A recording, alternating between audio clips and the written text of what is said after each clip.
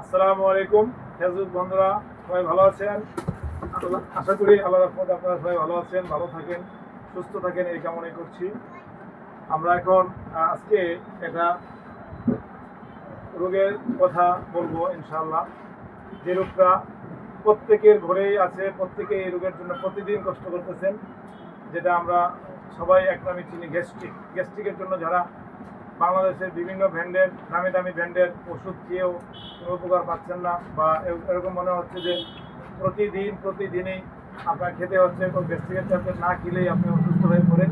তাদের জন্য আমরা নিষেধাবলের পক্ষ থেকে একটি বিভিন্ন চূর্ণ দিয়ে একটি ওষুধ তৈরি করেছি আমরা, যেটার নাম দিয়েছি ত্রিফলা মিক্স। যেটাতে রয়েছে আমলকি, হরতুকি, গয়রা, ত্রিফলা, সাথে আছে মেথি চূর্ণ, সাথে আছে কিছু বলে বসি, চিয়া সিড, এবং সাথে রয়েছে তুকমা দানা।